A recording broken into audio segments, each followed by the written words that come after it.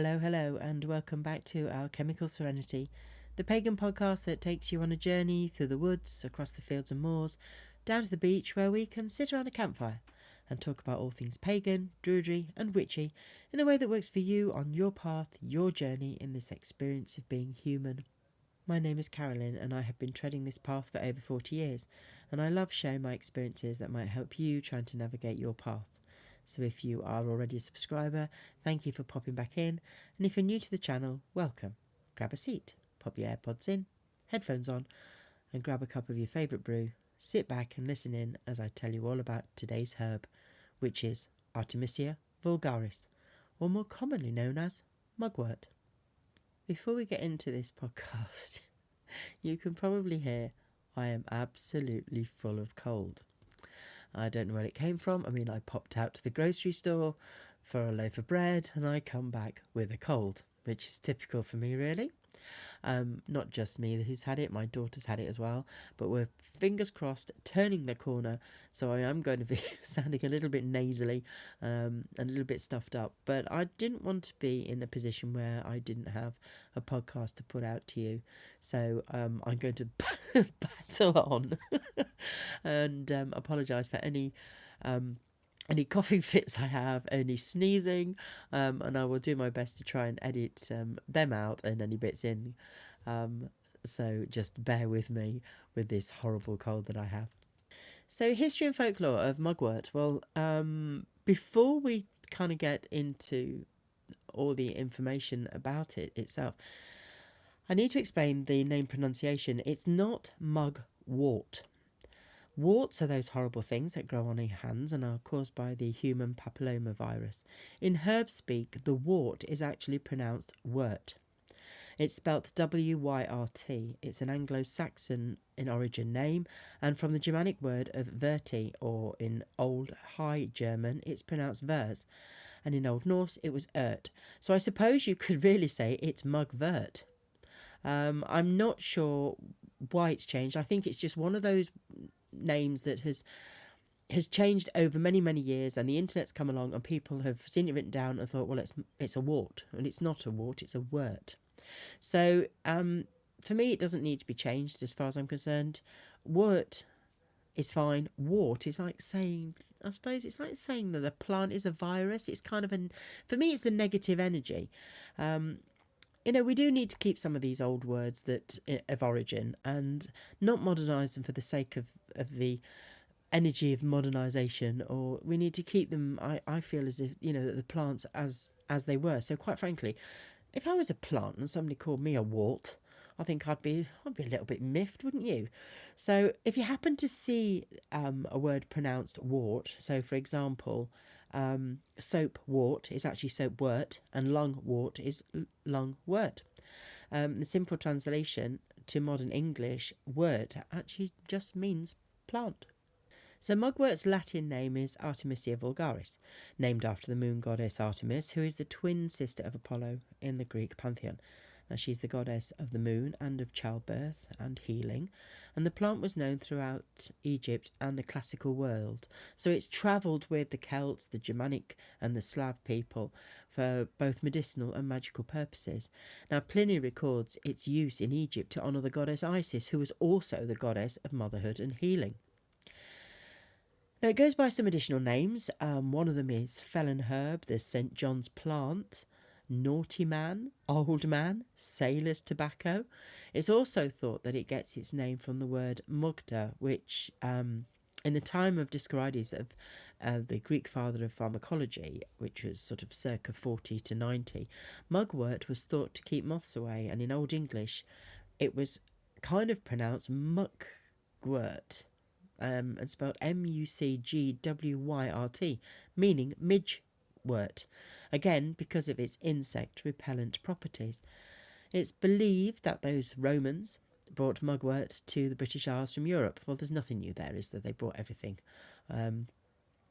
So they used it in their shoes, as apparently it helped with aching feet, and this was backed up in 1656 with William Coates in his book called The Art of Simpling, which is an introduction of the knowledge of gathering of plants, said that if a footman takes mugwort and puts it in his shoes in the morning, he may go 40 miles before noon and not be weary. On St John's Eve, which falls on the 23rd of June and is a Christian celebration of John the Baptist, a crown was made of mugwort to stop possession by evil spirits. It was called St John's plant because during the Middle Ages it was believed that St John the Baptist wore a girdle made of the plant whilst in the wilderness, not to be confused with St John's wort, as in Hypericum perforatum. This is St John's plant. It's not very helpful, is it? If you're just getting into all this, it's like, what do you mean there's two plants by the same name? We are looking at mugwort itself. Its name in Germany is still used today and as St John's plant, and it's also gathered on St John's Eve. Now, in the Isle of Man, Bollenbane is the Manx name for mugwort, and it means white herb.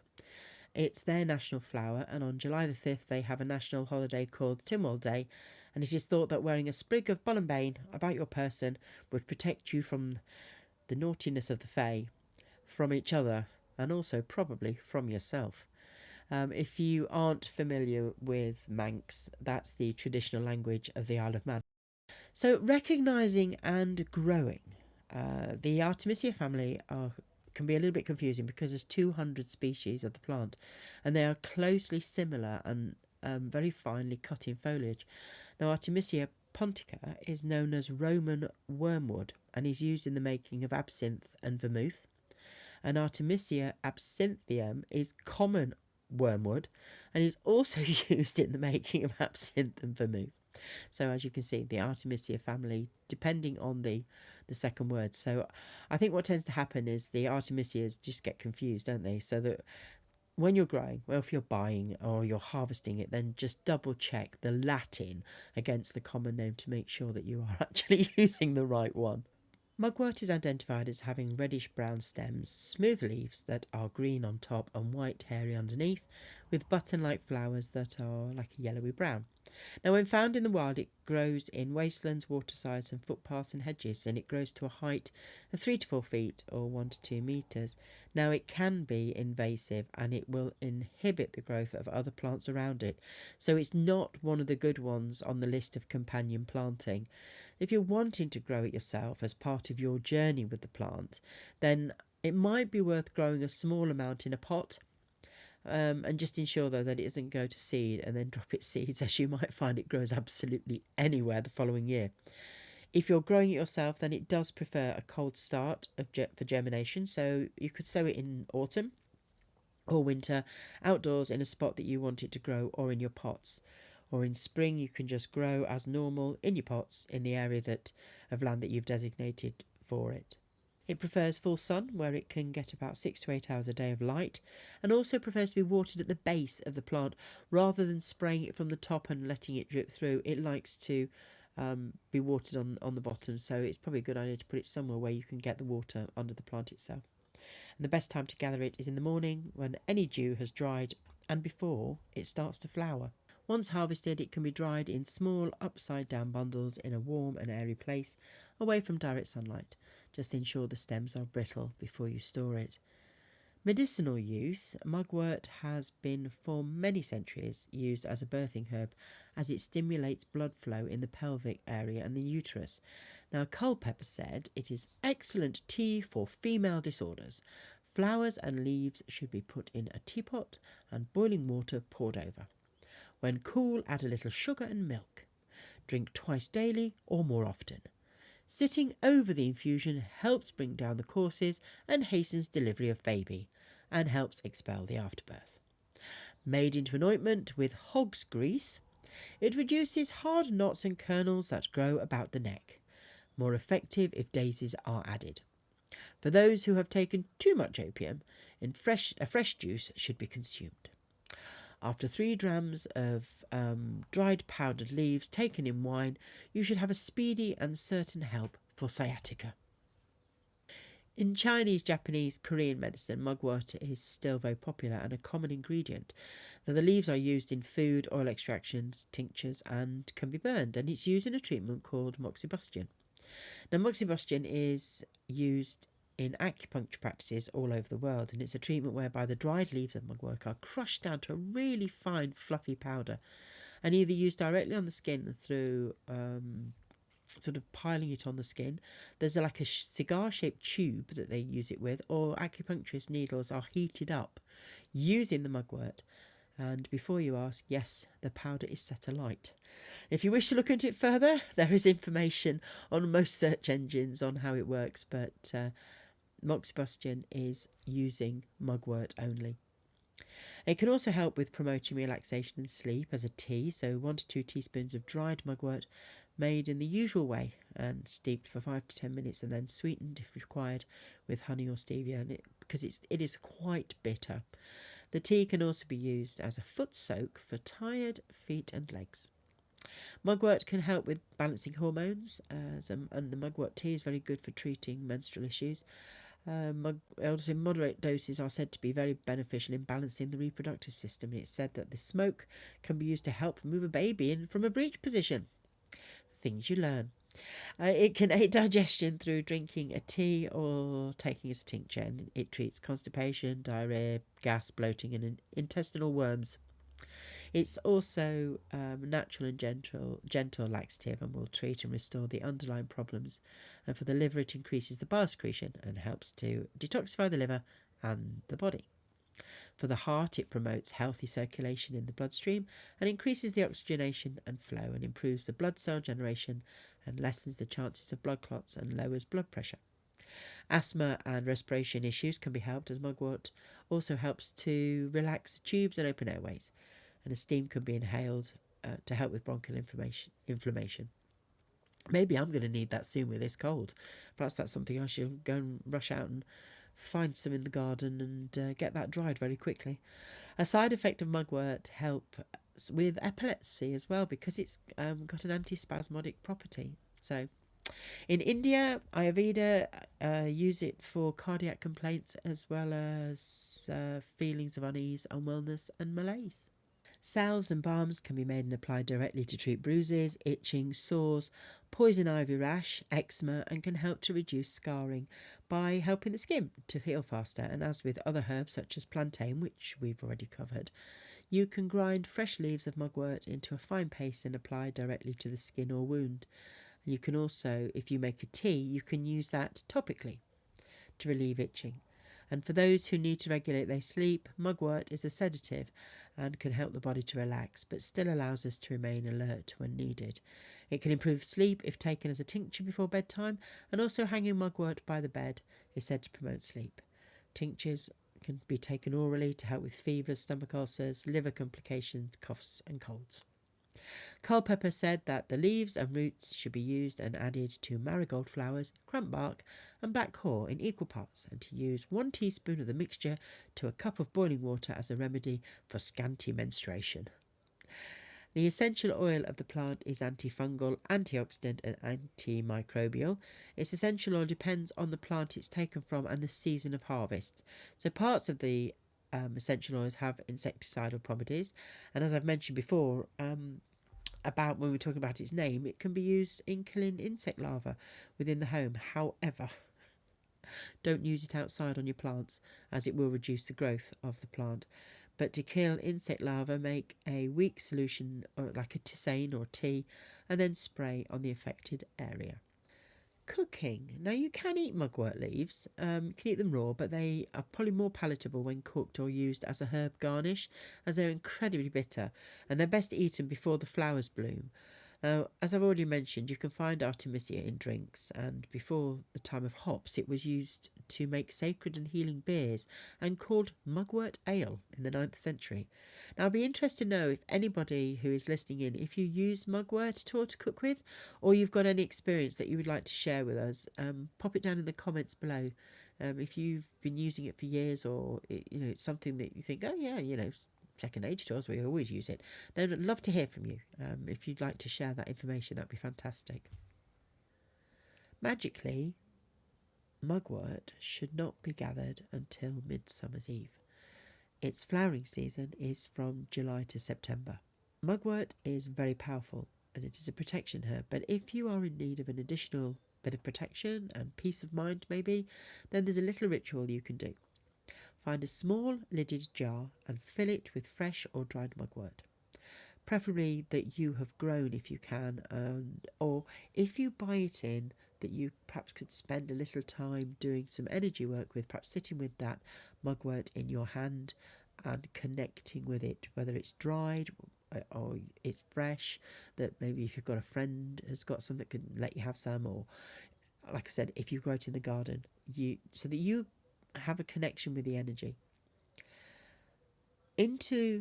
So pop that into the jar and then also add in some rusty nails. Any will do, just a small handful is plenty, but they must be rusty. Then pop on the lid and bury the jar near the door to your home, and it will guard your house and repel any evil thoughts or negative energy from entering.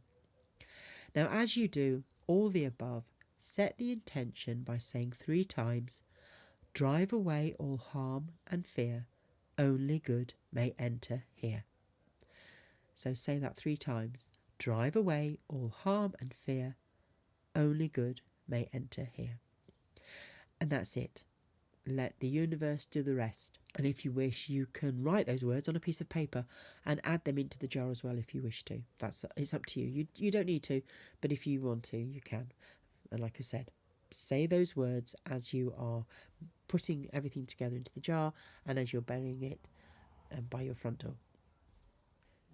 You can also make some fabulous smoking wands with dried mugwort. Now, the Old English word for smoke is smicken. So you can make some smicken wands. Collect and then bundle up tightly, tie with cotton string so that they can burn quite nicely. And you can use the smoke in protection, spells or intention work and to cleanse your house of any negativity. You know when you've had someone in the house that's kind of brought that horrible, sticky, dark energy in? It doesn't happen very often, but sometimes it can. And perhaps you feel drained once they've gone. Then mugwort is great for getting rid of that energy. And you can protect your ritual tools, especially if you use any for divination, by cleansing them by making a mugwort infusion in a pan of hot water, like a tea, tisane, and steep for 5 to 10 minutes and then leave out in the full moon. Once the full moon has passed, you can use that to cleanse any of your divination tools if you wish to. Another one is to make a tea and pop a sachet of mugwort under your pillow at night for prophetic dreaming and to help with contacting the astral realms. You can use it as an incense or to burn when scrying, and use it to wash magic mirrors and crystal balls. Obviously use the same one that you've perhaps put out for the full moon. Although you don't have to. Don't sort of think, I need to sort out my tools, but I can't wait for the next moon because it's 3 weeks away because I've kind of missed one. It doesn't matter. The actual mugwort will do the job with that, whether it's been in a bit of moonlight or not. It was also believed that mugwort was highly effective in banishing evil spirits. Mind you, I think every herb and plant is known for that, because every time I research another plant, somewhere along the line it will banish an evil spirit. So I think, it will banish anything evil. So I think it's more the intention of the plant and the way you think than necessarily the plant itself. So it was hung over doors in houses to guard against lightning and misfortune, and if hidden under the doorway, as we just said, for doing a little spell, it would protect against unwanted visitors. Now, if you are interested in working with the subconscious, then look into mugwort as an aid. It doesn't need to be drunk. You can use it as an incense or as an essential oil in one of those little water heaters or perhaps a simmer pot. It's aligned to the moon and Venus, so if you use any moonstones or gemstones for crystal work, then on the next full moon, align them deeper using a little mugwort smoke maybe, and leave them in the moonlight to charge. You can cut the flowers at midsummer to make pretty headdresses. And mugwort has been used in aiding dreams, and Carl Jung believed that the pineal gland was the seat of the soul, and it revealed to us in dream work what our sole purpose was for and what we were here to do in this lifetime. So mugwort can help with this as well. It could also be your guide into working with plant spirit communication if you are starting out, or perhaps you've tried different communication with plants and you're just not feeling it. it's a door opener, not only into the realms of your higher self, but into working with plant energy. So if you're starting out and you've been listening into a few of these podcasts and different plants, thinking, oh yeah, I'm not feeling this with that plantain she was on about, what am I supposed to do? Try Mugwort first and see if Mugwort is your door opener, and it will guide you into working with plant spirit. Sometimes we need one anchor plant to help us to work with, and Mugwort is going to be probably that anchor plant. Now, if you'd like to make a lovely tea for summer and you're not allergic to any of the following plants, then you could try this: 2 tablespoons of hibiscus, 2 teaspoons of lavender flower buds, a teaspoon of rose petals, half a teaspoon of mugwort, and half a teaspoon of rose hips. Just off the boil water, leave to steep for 5 to 10 minutes, strain, and add honey or stevia to taste if you want. Then simp back and enjoy this as a lovely summer drink. You could also let it cool and perhaps have it over ice if you wanted to. Now, mugwort can be toxic to some people when used in any doses at all, so do not use it, obviously, if you are pregnant and breastfeeding. Do not use it if you're allergic to any plants in the daisy family or the Asteraceae family. If you are allergic to ragweed and celery, you may find you're also allergic to mugwort, so don't use it again. If you develop a skin rash while perhaps if you've got it in the garden, you cut it and you come out in hives, then you know you've got an allergy towards it. And it might be just an allergy that you can deal with some like hay fever tablets or whatever, but be very, very careful with mugwort. Do not use if you are taking any form of blood pressure or blood thinners. Just get advice. Again, I always say this every time because I feel I need to, because we can all get really enthusiastic about working with plants, but then finally you think, I can't use that one. So mugwort is also one of the main sources of hay fever and pollen allergies in Northern Europe, the Northern United States, and parts of Asia. So I have to say all this, and I know you're all sensible and you'll do the right thing for you and for your family and for your bodies, but it's just one of those things that I always say, if there's a contraindication to any plant, then just be very, very careful. So that is our walk today through the herb garden. As I record this, it's not that far away from the summer solstice. I did record one for the solstice last year. If you want to go back and look at solstice litha for this time of the year, obviously if you're in southern hemisphere, then you are coming up to the winter solstice, and so it's a totally different energy for you. So thank you for listening in. Thank you to my Patreons again, Kate and Karen. Thank you very much for sticking with me. I hope the workbooks that are now in Patreon are of interest to you, and I'm uploading more into the members area. If anyone is interested in I've got 2 different tiers now on Patreon, and I'm uploading workbooks that you can download and work with, or you can just use them as aid prompts. So thank you once again for being here, and I will see you all again soon, preferably without this cold. So love, light and peace to you in your grove, and see you again soon. Bye for now.